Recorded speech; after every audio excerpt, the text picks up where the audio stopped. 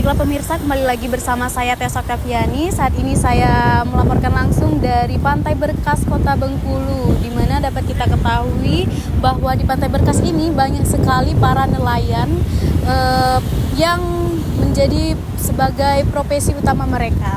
Untuk informasi selanjutnya mengenai bagaimana kehidupan sebagai seorang penelayan, berikut informasi selengkapnya. Kehidupan nelayan di Pantai Berkas Kota Bengkulu menjadi gambaran betapa kerasnya perjuangan dalam mencari nafkah di laut. Mereka tidak hanya menghadapi tantangan alam yang kadang-kadang tak terduga, tetapi juga kondisi ekonomi yang seringkali kurang berpihak. Kehidupan sebagai nelayan bukanlah hal yang mudah. Mereka harus menghadapi cuaca yang kerap tak bersahabat, risiko tinggi di laut, serta harga ikan yang seringkali tidak stabil. Kendala-kendala ini tak menyurutkan semangat para nelayan di Pantai Berkas untuk terus berjuang. Laut menjadi sumber kehidupan bagi banyak keluarga di kawasan Pantai Berkas, Kota Bengkulu. Baiklah, saat ini saya sedang bersama narasumber pertama kita. Baiklah Pak, perkenalkan dulu Pak, nama Bapak siapa? Nama Bapak Kardinal. Bapak Kardinal. Bapak asli orang sini kah? Ya, Asli mana? Minang. Orang Padang. Orang Padang. Ya, Di Bengkulu udah berapa lama? lahir di Bengkulu. Oh, lahir di Bengkulu. Bapak di sini pekerjaannya sebagai nelayan kah? Ya, nelayan. Nelayan. Sejak kapan Bapak mulai bekerja sebagai nelayan? Sejak tamat SD. Taman SD. Ya.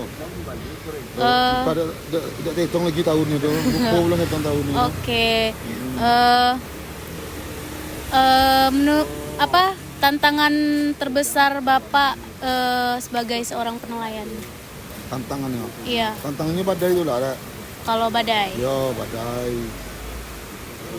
Kalau mati dari situ. Ya, kalau temu mayat gitu kayak orang dibawa balik, kalau tidak temu makan ikan. Itulah tantangannya. Tantangannya. Oke. Terus apakah harga hasil tangkapan di pasar cukup stabil atau merasa sering mengalami penurunan harga atau bagaimana Pak? Sering merasa penurunan harga. Berarti nggak stabil. Nggak stabil harganya. Oke. Tambah banyak ikannya keluar, tambah turun lagi harga ikannya. Oh begitu ya Pak. Ya, itu. Terus apakah Bapak pernah mengalami kejadian atau situasi berbahaya ketika melaut? Maksudnya? Ketika melaut atau ada kejadian yang ekstrim gitu? Jadi ekstrimnya itu lah badai. Badai. Tahu kita rusak, badai turun. Tidak ada yang jemput, yang nginap. Jadi semalam di laut. Isu dijemput orang. Kalau tidak ada makanan lagi ya tahan lagi. Ada ikan ya bakar ikan kalau bisa. Kalau tidak bisa ya tahan aja perut. Oke. Pertanyaan terakhir, bagaimana harapan Bapak terhadap pemerintah atau masyarakat untuk membantu para nelayan terutama dalam menghadapi masa sulit? Kalau masalah untuk pemerintah itu tolong bantu kami untuk di perikanan, di nelayan loh. Bantu alat tangkapnya, mesinnya dibantu, tolong ditengok, diperhatikan. Oke. Jangan nengok dari hati aja, turun ke bawah ke lapangan. Oke. Coba kami itu kan kami nelayan loh. Bantuan tuh kadang tidak tepat sasaran. Itu lagi. Udah. Oke, terima kasih Pak atas waktunya. Baiklah, saat ini saya sedang bersama narasumber kedua kita. Baiklah Pak, perkenalkan siapa nama Bapak? Nama saya Devis. Bapak Devis. Oke. Bapak di sini warga asli kah udah lama atau gimana? Asli di sini. Oke. Pekerjaan Bapak sebagai apa? Nelayan. Sejak kapan Bapak mulai bekerja sebagai seorang nelayan? Sejak tamat sekolah lah. Tamat sekolah. Oke. Menurut Bapak apa saja tantangan terbesar yang dihadapi sebagai seorang nelayan? Kalau tantangan banyak ya. Kalau tantangannya kalau badai, arus, ombak besar. Oke. Apakah harga hasil tangkapan di pasar cukup stabil atau Bapak merasa sering mengalami penurunan harga atau gimana Pak? Kalau stabil itu kadang turun kadang naik. Kalau sedang naiknya harga ikan, sedang nggak ikan nggak ada ya naik harga ikan. Kalau ikannya banjir harganya turun. Oh begitu ya Pak. Oke. Apakah Bapak pernah mengalami kejadian ekstrim saat melaut? Wah, sering juga. Sering. Boleh diceritakan sedikit Pak? Kita sedang bongkar jaring, Iya. angin sampai ombak besar.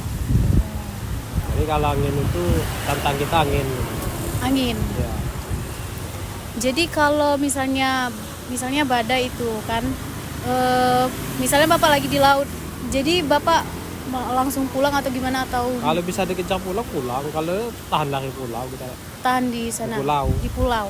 Oh oke. Pertanyaan terakhir Pak, bagaimana harapan Bapak terhadap pemerintah atau masyarakat untuk membantu para nelayan terutama dalam menghadapi masa sulit?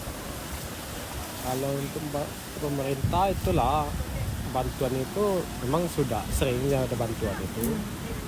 Cuman kalau bisa lah pemerintah itu diperhatikan juga nelayan. Kendala kita kan kalau nelayan ini kan masalah minyak. Iya. Minyak itu kan agak kanan tuh susah ngambilnya kadang. Apalagi kadang gini kan minyak gini harus dikumpulkan kakak. Misalnya kita punya perahu, kita harus kumpul kakak, KTP. Jadi tambah rumit kita ngambil minyak sekarang ini. Kalau dulu kan enak aja kita ngambil minyak sekian, mau beli minyak itu sekian. Kita ngambil sama ke agen Pak ya kita ngambil. Harus pakai kakak, KTP. Nah dulu kan kita sering itu kan minyak 20 kan kasih. Kalau sekarang kalau nggak langganan nggak bisa kita ngambil minyak. Harus ada kakaknya, KTP-nya kita kumpul tiap bulan itu deh. Tiap bulan ya Pak? Ya, tiap bulan harus ada kakak bantuan. Jadi kalau kita mau beli minyak itu harus ada kakak KTP. Jadi minyak gini ya setahun ke sebulan itu harus ditargetkan minyak kita. Targetnya berapa itu? Nggak tentu juga. Kalau ada yang 200 liter, ada yang 100 liter, 1 liter. Nggak tentu juga, ada kadang minyak juga. Nah, cuman kalau tantangan untuk di laut ini itulah kalau musim badai, ombak besar itulah tantangan. Terima kasih Pak atas waktunya. Itulah tadi hasil wawancara saya dengan beberapa para nelayan di Pantai Berkas Kota Bengkulu. Terima kasih. Saya Tessa Oktaviani pamit undur diri dan sampai jumpa.